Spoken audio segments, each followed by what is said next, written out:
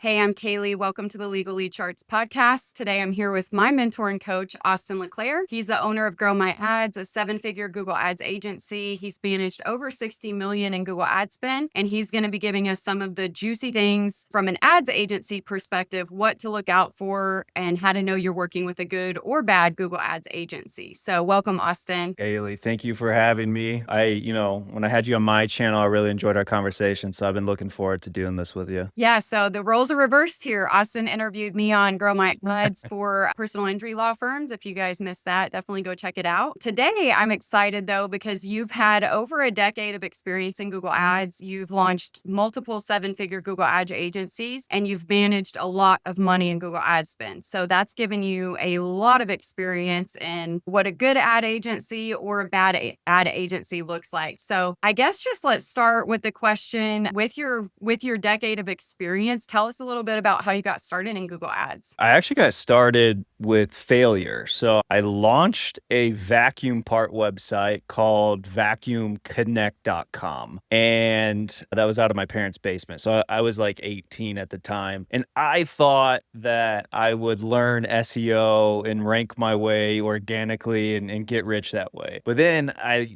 think I used BigCommerce back then. I got the website up. I ordered vacuum parts literally from a distributor with a credit card. So I'm like now in debt to even get this thing going. And so I've got these parts in the basement and stuff. But then, there's no traffic because the website's brand new and I have no idea what I'm doing with SEO. So I'm impatient and I started learning about Google Ads. And that was just from kind of going online and reading articles more than honestly YouTube videos back then. And so I started experimenting with what I was learning. And the first day that I got an ad live, I got a sale. Now, I think I paid, double in ad cost for what the revenue I generated that day was. But I was like super excited to see like, wow, if I can figure the math out on this, then I can make as much money as possible online. So that is what sent me down sort of the rabbit hole of learning Google Ads. And I came across a guy,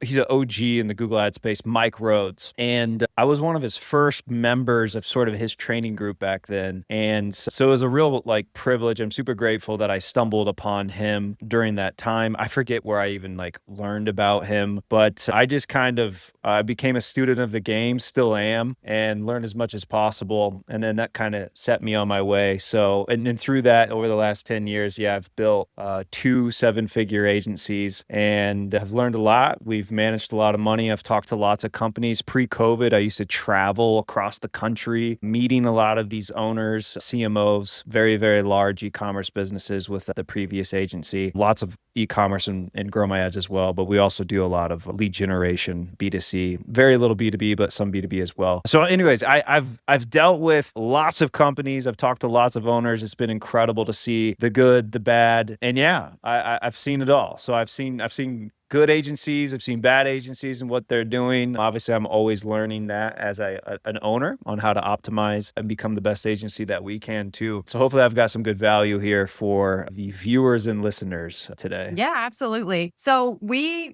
deal at Legal Lead Sharks. Obviously, we work with law firms, right? And law firms is a really expensive, and if we're talking certain niches, especially personal injury, probably the most expensive niche. And a lot of times when I talk to law firm owners, they kind of fall into one of two categories. Either one, they've been trying to DIY their Google Ads, which is a horrible idea, and we're going to get into that. That's like trying to represent yourself in court, right? I watch the show Suits and Lincoln Lawyer, and I have ChatGPT. Like, I'm ready. I'm going to do it.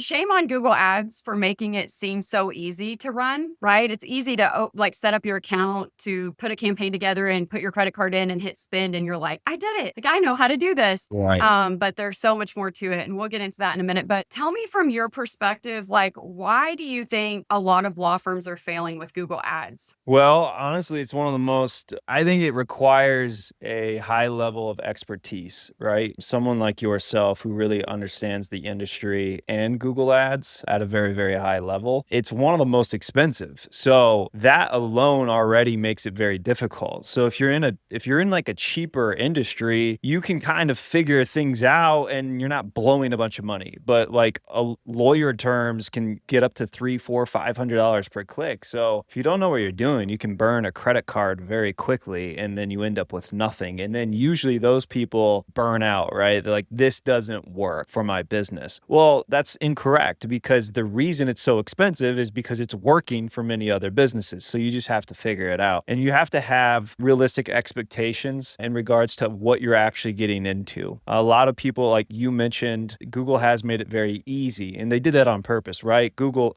they've got all the big money. So all the big money's already on their platform. To continue to grow it, they've been trying to make it easier, so your, mom and pop on Main Street can just pop account up and start running ads today, right? And so they've definitely have worked on trying to get like small businesses on. But it's as easy as they make it.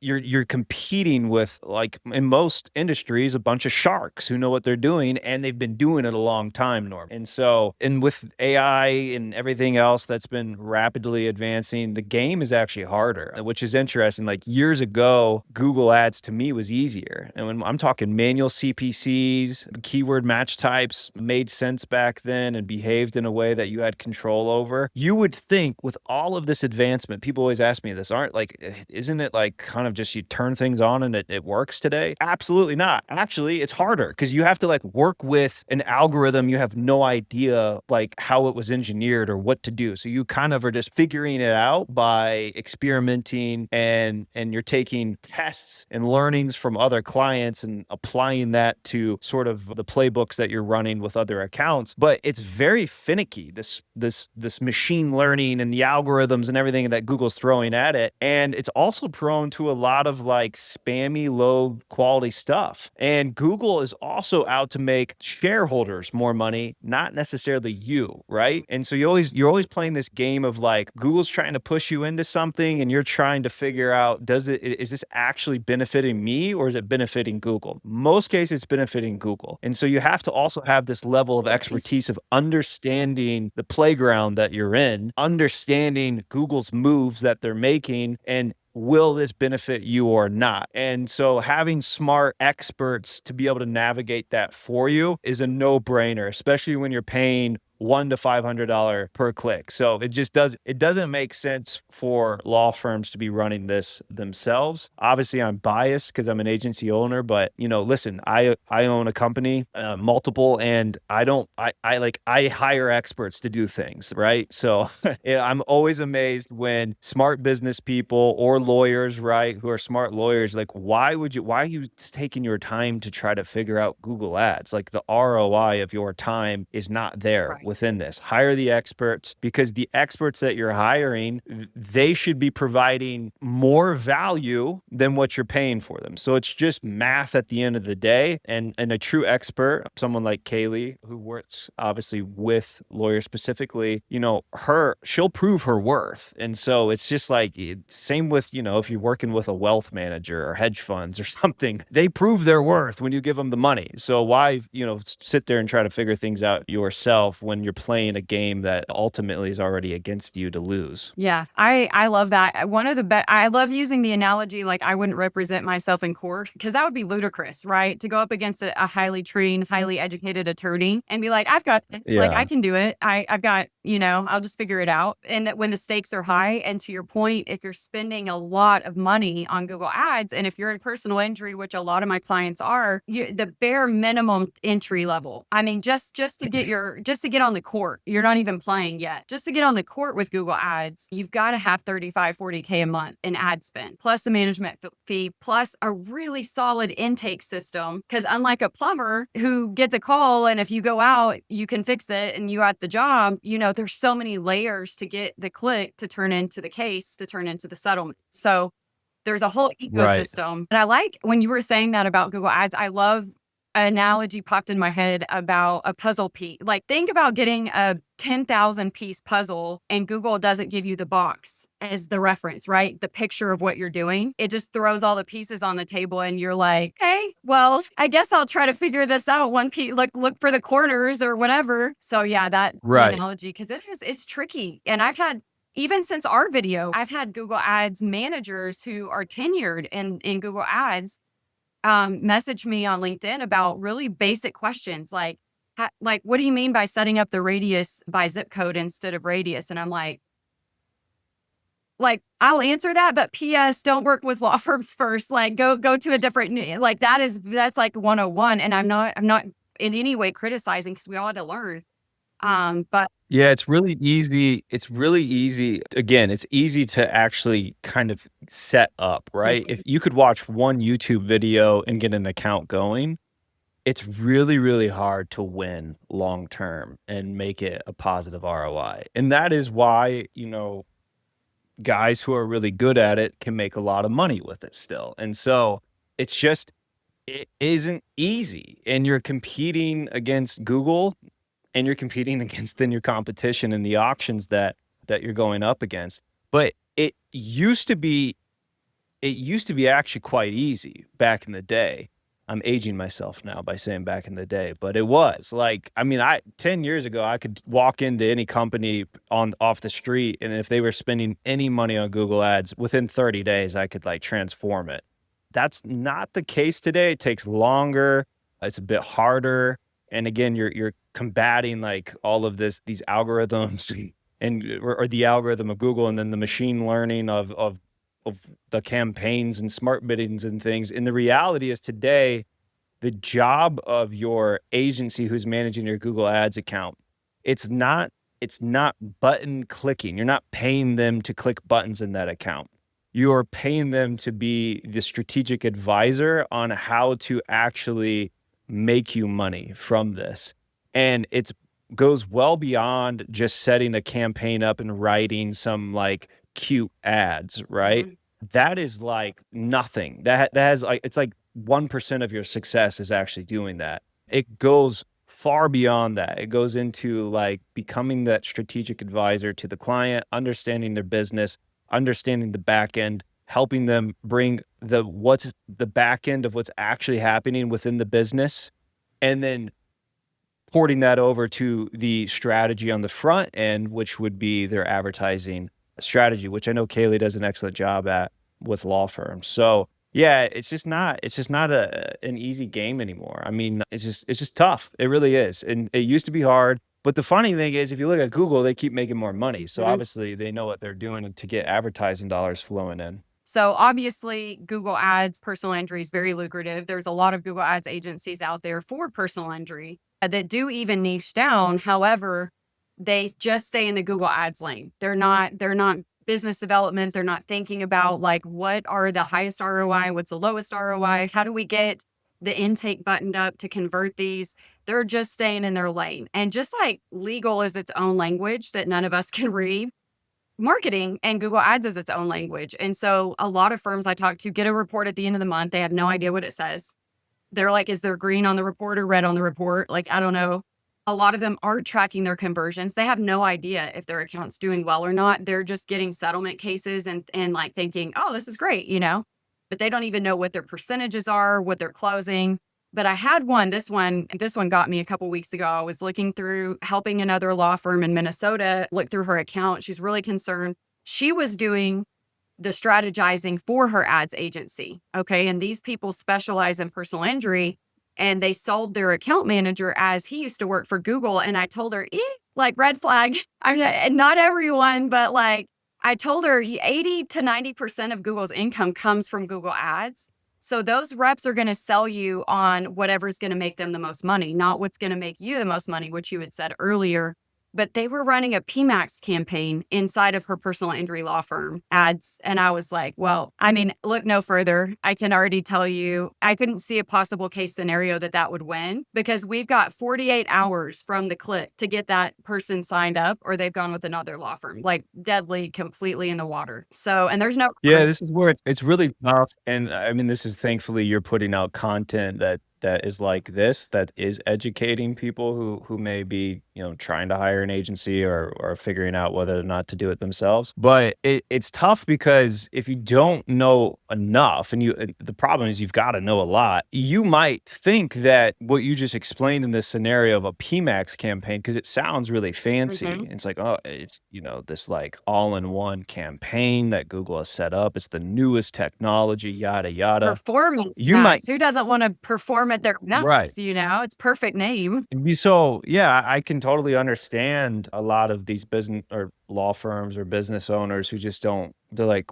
okay, yeah, if that's the best thing, let's do it. So you feel good about it, right? And then the in-app data is telling a story that might actually look good too. You're like, wow, look at all these impressions and look at all these clicks and like all these vanity metrics, right? And even maybe the conversion data looks pretty good too. But ultimately, none of that matters. And the only thing that matters is like, did you get like actual qualified leads? Did you get actual cases from your efforts from this? And are you actually making money from this? Now, for a law firm, you're playing a bit of a longer game than someone who's selling, keyboards on an e-commerce website. So that feedback loop of whether or not you're getting, the ROI is going to be a little longer, but that's all that matters.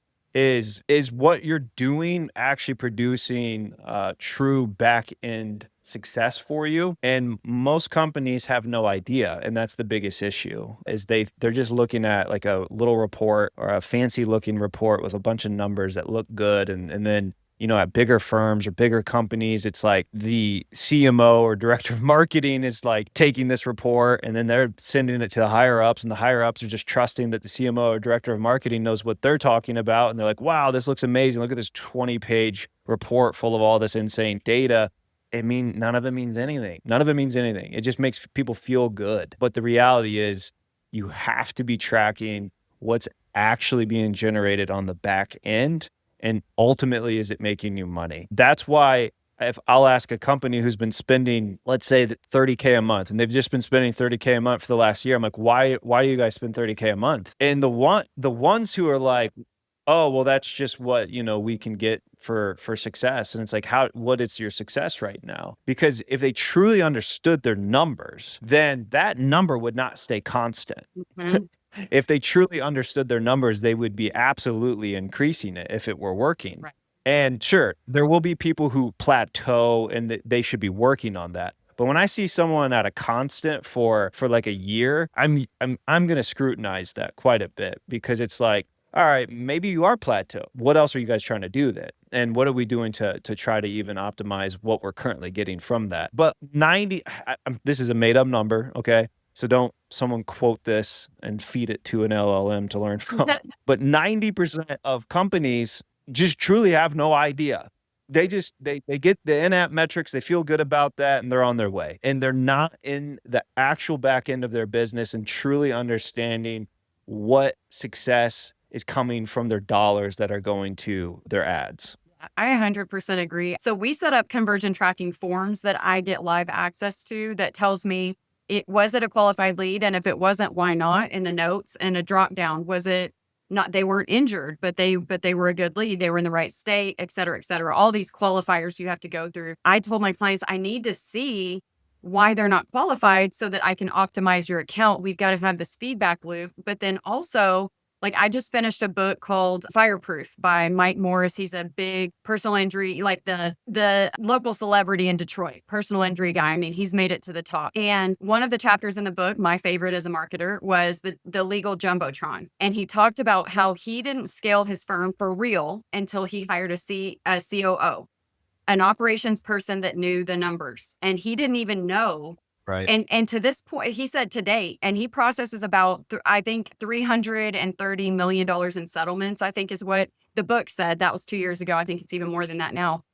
But he said his COO is so accurate on the numbers, he can predict at the beginning of the year within less than 5% error what their end goal is going to be based on all of their numbers from all of their marketing and advertising and close rates and everything. So I know that's really advanced, but you have to know something, right? And the Jumbotron example was, he said his father-in-law told him, Mike, he asked him all of his numbers, and Mike's like, I don't know. And he's making millions, but he had no idea, like, how many cases were this, how many cases were that, how much is your overhead, blah, blah, blah. So long story short, his father-in-law said, Mike, that's like going to a basketball game that doesn't have a scoreboard. You would have no idea who's winning, how much time is left, like, what are their stats? Right. You know, you have no idea. So I love that example, and I think that's gonna lead me to my next question. Now, you have audited thousands of accounts at this point. What and I have an audit, just PS everyone, if you wanna comment or email me or whatever, I have a self-audit checklist. This is a very beginner level, high level, what metrics you need to be looking at in your Google Ads account and what they mean, and how to populate them on your dashboard so that you can kind of check your ads agency to see if they're even doing a good job or not, just at a high level without even talking to me. But we do a deep account audit, right? We go really deep into the numbers. We know what we're looking at. So you tell me, like, and this doesn't just have to fall into law firms, for all verticals. When you're auditing a Google Ads account, what are the big red flags that you're looking for that within 5 minutes or less, you can tell if that ads agency is a good one or a bad one? Well, it starts with tracking. So usually if we're going to do an audit, we're trying to get in we have a discovery call first. And so we're trying to understand what what is being defined as success first. Cause like if they can't define success, then we're already at a loss, right? Like I'm like, then what are you even running ads for if you have no idea what you're trying to steer the ship to? You've got to have a North Star of some sort. And so usually if they don't have that, we just pivot the conversation to trying to help them right then and there on that, because the audit could mean nothing at that point. So if you don't even know or have a goal, a realistic goal, then you're already having a problem. Usually though, most of the accounts have improper conversion tracking or conversion tracking that I would consider as weak. Okay, so for a law firm, that would be a 30-second phone call is being counted as a conversion. A 30-second phone call means nothing. So it might be okay on a brand new account to just try to get some momentum going on these weaker conversions, just general form fills and like 30-second phone calls. But over time, you have to be evolving that to quality in order to get more quality back. So whatever you train Google on and give Google as data points that you define as success, Google will end up getting you more of that, but you've got to be able to train it in that manner. A lot of people just don't go beyond just setting up a basic setup, and then they never really get much from that. And that's why they never grow or scale from there. So you have to have a goal, a realistic goal. You've got to have correct conversion tracking, high quality conversion tracking, and you've got to have realistic expectations, realistic budgets, and then correct account structure and strategy in order to actually deliver on that. So all of that sounds very easy. I have more points than that, but I'm not going to go through all of them. But like right there's that. I mean, I can whip into an account. Now I have done 1,000 plus, so it's second nature to me, unfortunately, at this point. But I say unfortunately because some days I wake up, I'm like, why? How have I looked? This is crazy. Like this is a crazy person that has looked at this many Google Ads accounts. But I can just hop in and I immediately can kind of tell. And so it's funny because we do audits. I train my team on this too, because I don't do all the audits. I only do the bigger ones that come through. But I've trained my team. If you see someone who's killing it, whether it's an agency running it, their internal person, it doesn't matter. We give kudos. And so I've done audits where I'm like, I can't help you guys. Like, I think whoever's doing this for you is doing a tremendous job. And it's because I'm scrutinizing it based off of like actual fundamental principles that I know equates to success based off of the millions of dollars that we manage and see across a large portfolio of clients. I agree. I do the same. I would say I do the same thing, but I haven't come across many that I would say, wow, they're doing amazing. And you know all of your numbers and everything. But I will, if I come across that, absolutely. Like, and I've told a lot of people too, in setting expectations, that's a really important for me. I get a lot of PI firms that want to start running Google Ads like they've never run before. And I try to over guesstimate or oversell what it's going to cost them and what return, because there's a really long cash cycle for this too. Again, plumber example, plumbers can be paid that week, that day, the end of the month, but a settlement could take a month, a year, 2 years. I know Mike Morris said, I just on his LinkedIn the other day, he's been working a settlement for 3 years. I mean, I think $30 million settlement in a truck accident, but 3 years that Right. he's had to pay court fees, his attorneys, his paralegals, all before he sees that return. Like, kind of undersell it, over deliver, basically. I like to scare them a little bit to make sure they know what the investment's gonna look like because the cash cycle is long. But one of the Right. questions that I had that kind of leads me into setting expectations. What would you say for a law firm? I agree with you 100%. You've got to know your numbers. Like, what is the average lifetime value of a client? Take your last 3 years in settlements, add them together and divide them by however many clients or settlements you had. That's your LTV. You have to know where the target is. Otherwise, somebody blindfolds you, spins you in a circle and says, throw the dart at your target. You have no idea what you're shooting for. But outside of like the first part, which is on them to know their numbers, they need to know what they're looking for as far as Google Ads.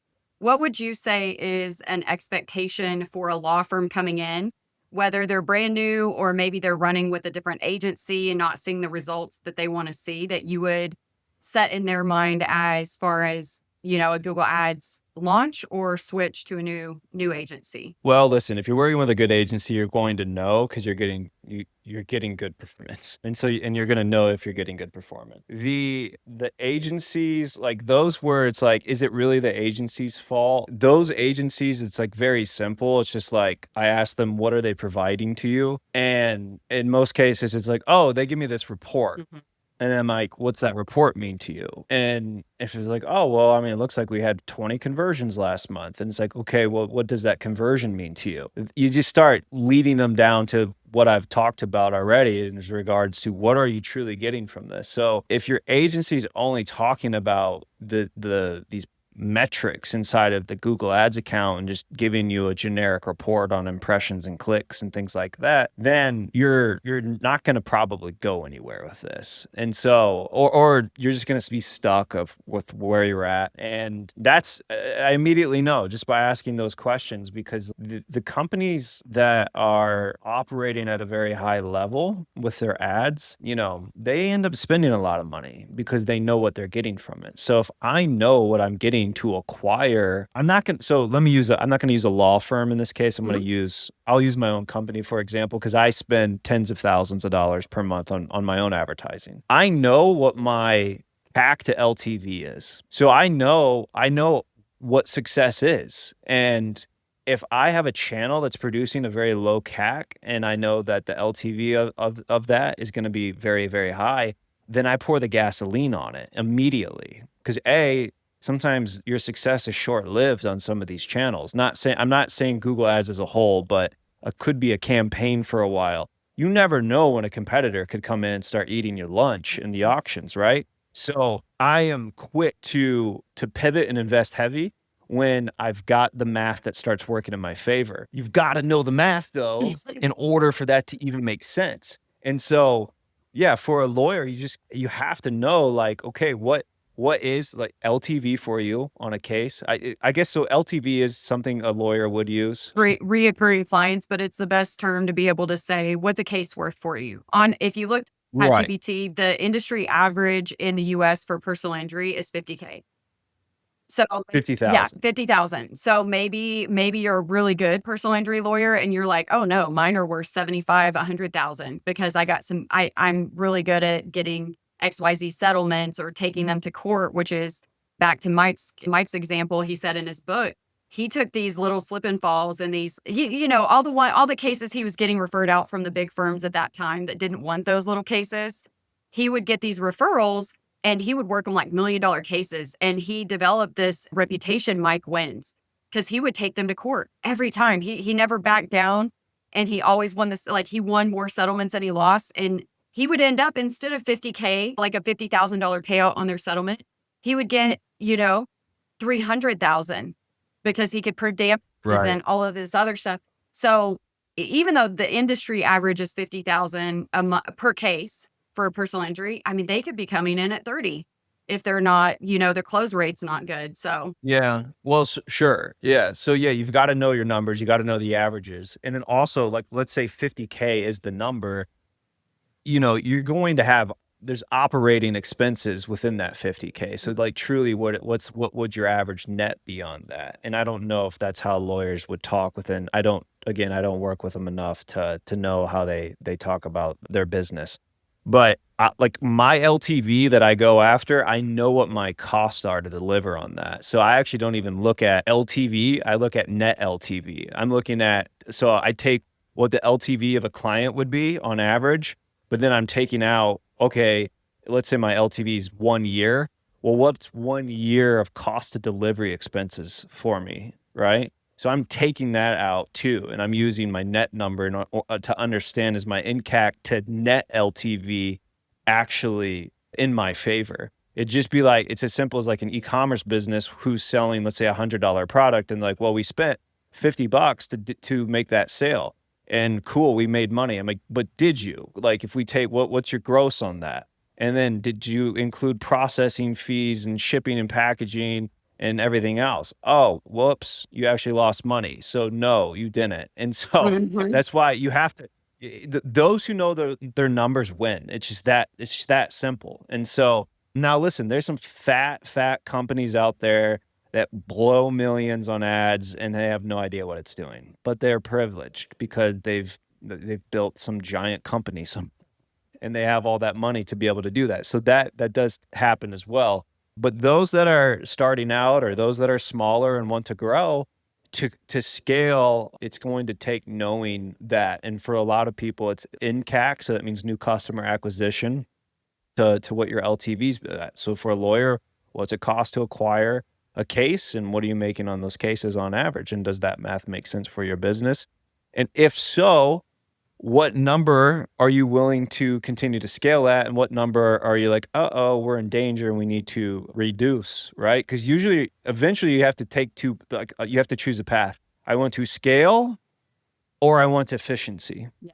And you have to know your numbers in order to take one of those paths. It's really, really hard you can't do both. Sometimes in the beginning, if you just got going, you can kind of get both. But eventually, as you have a foundation built, you have to choose a path, and it's scale or efficiency, but you have to actually know the numbers in order to actually choose that path as well. So yeah, I like, listen, there's a lot of agencies out there that they're just going to be sending you generic reports and talking about generic numbers. That's the biggest red flag right there. Yeah. And not to throw creative agencies under the bus, but a lot of creative brand agencies are they're usually the ones that are always the most generic in regards to like online ads, digital ads, whether it's Meta, TikTok, or Google. They're the ones who are always, for the most part, if you were a fly on a wall in one of those calls, they're talking just like vanity metrics that mean nothing. And because they're not skilled for the most part, or at least trained in the world of like what I would call performance marketing, Mhm. because they're coming from a brand creative background. Not all of them. So I'm sorry, brand agencies, if any of you are listening to this and you're like, I hate this guy. I'm not saying all of them, but I'm just saying from what I have found, a majority of them behave like that. And also not saying there's a lot of digital marketing specialists or performance marketing companies that also do that too. So you just have to be cautious there. But the red flag is, yeah, if you are a law firm today and you're like, I do work with an agency, and you're right, I don't know what I'm actually getting from this. And I do just get a generic report that talks about clicks and click through rate impressions. And then my strategic sort of summary from them is how amazing click through rate went up last month. Doesn't mean anything. So red flag, figure it out or find someone else. Yep, 100%. That's what kind of why I launched this channel. I want to not just help people with Google Ads, but marketing holes. And one of the biggest red flags, I agree 100%, is, if you don't know your numbers and you're getting a report you don't know how to read, then pause everything and figure out what you're doing before you spend any more money. I 100% agree. Last question for you here. Okay, so in personal injury, we've got some whales out there. I mean, I know of a firm in Texas. Texas is really competitive, especially like the Dallas Fort Worth or Houston markets, very competitive with personal injury, obviously. And I know of firms that are spending over $1 million in their own account per month And then they're spending $1 million buying from these lead generation agencies that own their own accounts. So that basically, and just for anybody out there wondering why would they do this, the goal is to own your own Google account because Google is a data machine, right? You don't want to pay someone else, and that's like putting your investment in someone else's 401k and then hoping they're going to pay you something for it. It's not a good idea. But there's some firms out there that they've kind of tapped out, or they don't know how to continue to scale past that, the law of diminishing returns within Google. And so basically they're spending upwards of $2 million a month between their own account and lead generation accounts. And they're just dominating these little firms that are trying to get in the game. I come across this a lot, like little guys that barely have enough to step on the court. And they're concerned, like, I don't have $2 million a month. How am I going to compete with that? I would love to hear how you explain that, because you, with more time in the industry, I'm sure you're way more articulate at getting to that point than I am. But what would you tell them? Because Google is, in part, they've put in place ways that people can't monopolize the bids, right? Just because you're the big spender doesn't mean you get everything. And most of what those firms are getting at this point is a lot of junk leads, because they're just casting such a wide net and throwing out anything that doesn't serve them. How would you approach that if someone's like, I don't even think I can compete in this market? Think of Amazon. Amazon competes on every e-commerce product pretty much known to man. Not every, but that doesn't mean small e-commerce businesses were shut out. You can still win. In fact, I mean, Amazon's just, again, they're casting a wide, massive net. It's very programmatically done. So it's not like they're not super concerned about keyboards like a keyboard e-commerce business would. So an e-commerce business can still mint money even with Amazon being in the auction, because they're very specific on keyboards. And you can then, your whole campaign and account attention is optimizing around, these keyboards, right? Where Amazon's just like just kind of mass blasting everything and getting a bunch coming in. And they don't really care about siloing their efforts on maximizing keyboard sales. There's a play, absolutely, and there's room for small and big players in the game. When it comes to lead generation, so this would be what a law firm's doing, right? The play there is usually figuring out, like, if I asked a law firm and there's like a big behemoth, I would be like, what do you guys do better than that big behemoth? Why would someone actually come to you versus them? Well, they're probably going to have answers. And if they don't, then they've got bigger problems than Google Ads. So what is that you have that's unique that you could offer someone in a case that the big guys can't? And sometimes that could just be, location. We're local, and they're advertising in our region, but their nearest office is 400 miles away. That could be it, right? So then you go after the local play, or it could be something else. Again, I don't work with lawyers enough to understand what a value prop would be there, but that would be better than others. But that is what you have to find. And then that's what you have to capitalize on, because then that's where you can beat them. So yes, they're going to beat you up a little bit in the auctions. They're going to make it a bit expensive because they've got big money and they're spending, but that doesn't mean, and this was the genius play by Google when they first came out with Google AdWords at the time. It wasn't even called Google Ads. It was AdWords. They created something called quality scores and ad ranks. And so it wasn't just who has the most money wins. If you want to get super nerdy into the details, the position number one ad spot, that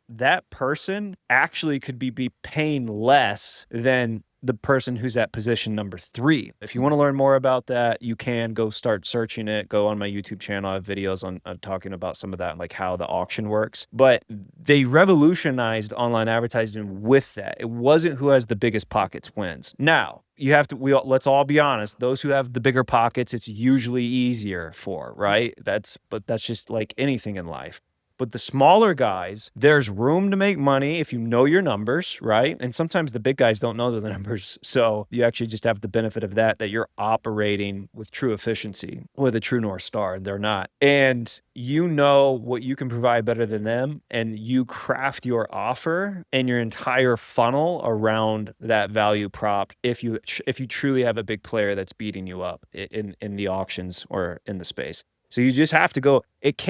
Here's the other problem, right? A lot of people just want to throw up generic ads to generic keywords to a generic landing page. How are you any different then? You're not. you're not any different than everyone else in the auctions. So something I like to have prospects do or clients, it's an exercise if you're trying to do some competitive research, is literally one by one, take your competitors, screenshot their ad copy, screenshot their landing page, and then literally, if you have a printer, print it all out and dump it out in front of you. And you'll look at a bunch of the same. And it's like, oh my gosh, like, no wonder people are confused. Like I'm no different than all of these people. In fact, my branding even looks very similar. My pages look similar. I'm saying the same type. Everyone is a lot of times doing very similar things.